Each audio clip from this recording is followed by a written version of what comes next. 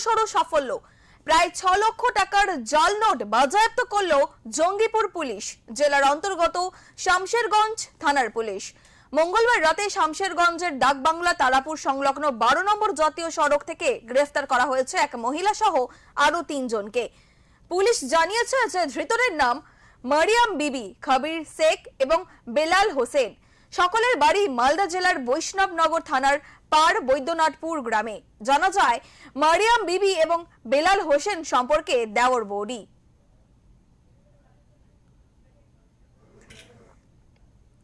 বুধবার সকালে শামশেরগঞ্জ থানা প্রাঙ্গণে সাংবাদিক সম্মেলন করেন জঙ্গিপুর পুলিশ জেলার অতিরিক্ত পুলিশ সুপার সৌম্যজিৎ বড়ুয়া। সঙ্গে ছিলেন ফারাক্কা সাব ডিভিশনের এসডিপিও শেখ সামিউদ্দিন, শামশেরগঞ্জ থানার আইসি সুব্রত ঘোষ সহ অন্যান্য পুলিশ আধিকারিকেরা। বুধবার ধৃতদের 7 দিনের পুলিশ হেফাজতের আবেদন জানিয়ে জঙ্গিপুর আদালতে পাঠানো হয়েছে পুলিশের পক্ষ থেকে।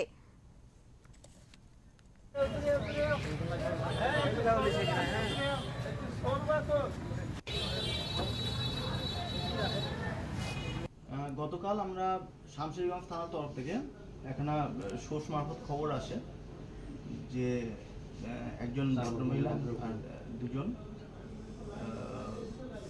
মালদার বৈষ্ণবনগর থেকে কিছু জিনিসপত্র এনে এখানে টাকা পয়সা এনে এখানে সেটা এক্সচেঞ্জ করবার চেষ্টা করছে বা কিছু এখানে এরকম এখানে সাসপিশিয়াস মুভমেন্ট আছে। আমরা সেটা খবর পেয়ে শামশেরগঞ্জ থানার তরফ থেকে আমাদের লেডি অফিসার ইন্দিরা এবং আমাদের থানার যারা অফিসাররা আছে, অফিসার ফোর্স, সকলে মিলে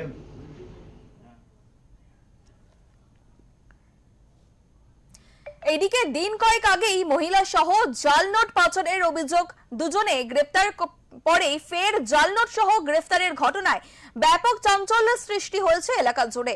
জাল নোট পাচারের সঙ্গে আর কেউ জড়িত রয়েছে কিনা তা খতিয়ে দেখা হচ্ছে পুলিশের পক্ষ থেকে।